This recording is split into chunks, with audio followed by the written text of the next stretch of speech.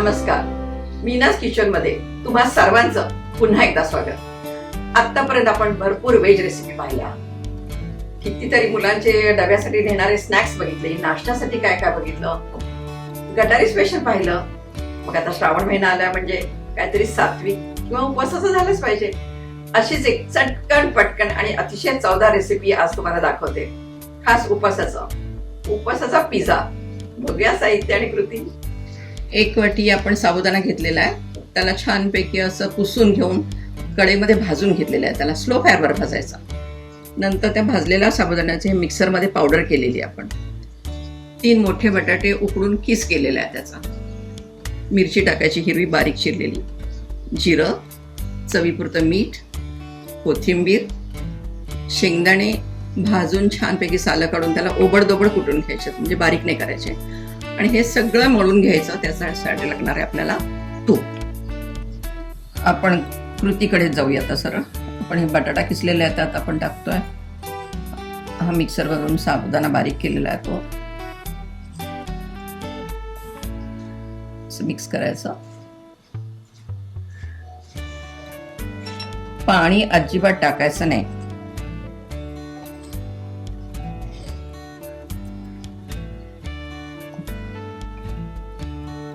जिरं, आता काही लोकांना जिरं चालत नाही, तर तुम्ही ज्या ज्या वस्तू यातल्या चालतात त्या तुम्ही टाकायच्या. मिरची टाकल्यानंतर आपण टाकतोय कोथिंबीर.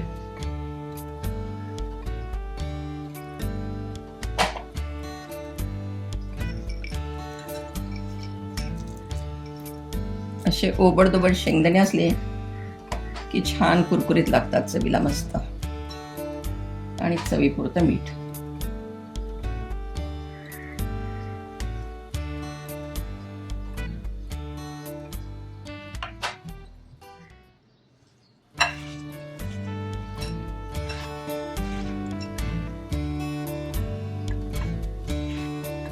हे मिक्स करून छान गोळा करायचा तयार त्याचा.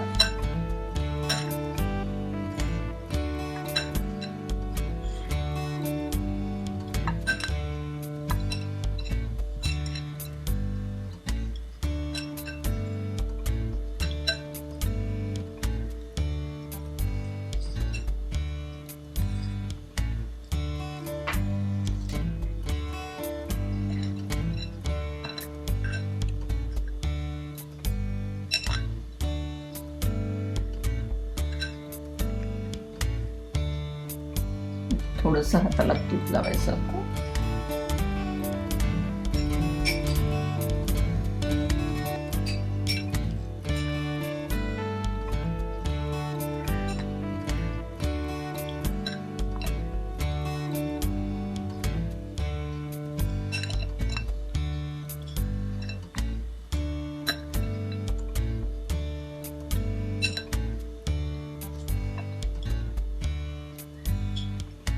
हा असा मळून गोळा तयार झालेला आहे आणि तो आपण पोळपाटावर थापायचा. थापायचं कसं ते दाखवते मग तुम्हाला.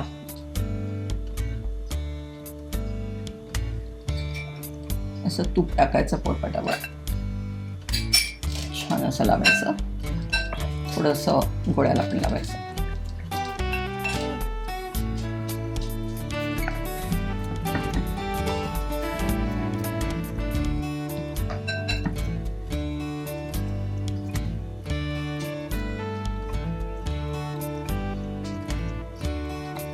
आणि ह्या कडा चिरतात तर त्या आपण अशा परत त्याला व्यवस्थित करायच्या.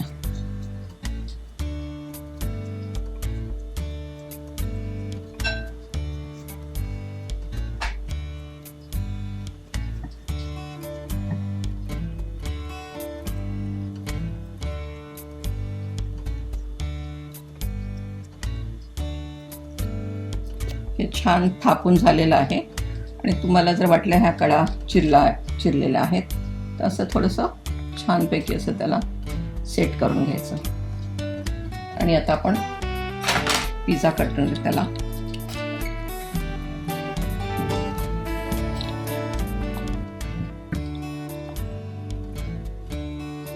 असं छानपैकी कापायचं.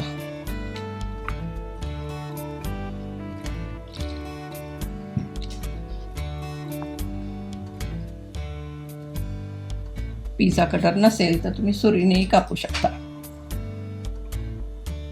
हे छान कट करून झालेलं आहे आणि हे असे पीसेस आणि हे आता आपण तळून घेऊया. त्याला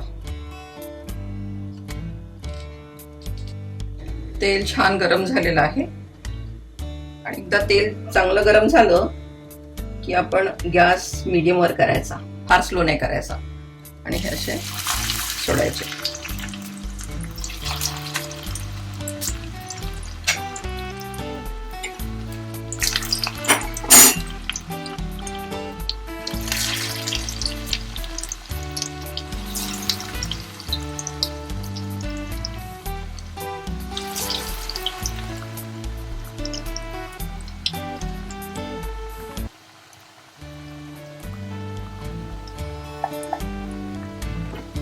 असं थोडं वरून तेल टाकायचं त्याला, छान खरपूस भाजली जातात.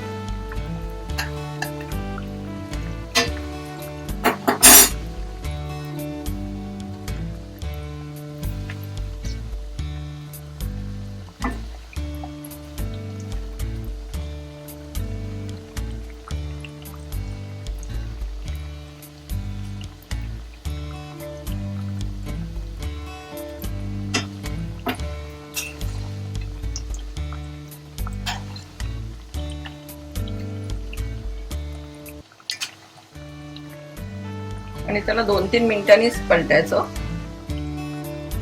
म्हणजे छान दोन्ही बाजूनी भाजले जातात छान.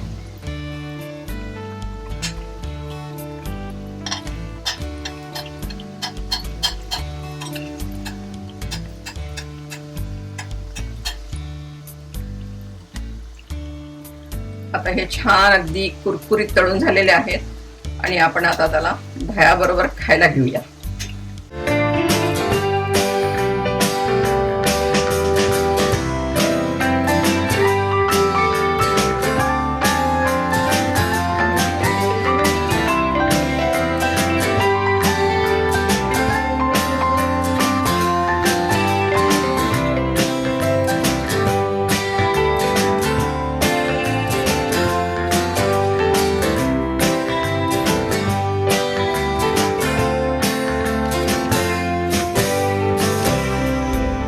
कसा वाटला आपला साबुदाण्याचा पिझ्झा? चांगला आहे ना? चटकन, पटकन आणि अतिशय चवदार. साबुदाणा भिजवण्याचा त्रास नाही, तुम्ही करून बघा. पण त्यासाठी मीनाज किचन हे माझं YouTube चॅनल बघा, लाईक करा, शेअर करा, सबस्क्राईब करा आणि हो, बेल आयकॉन दाबायला विसरू नका.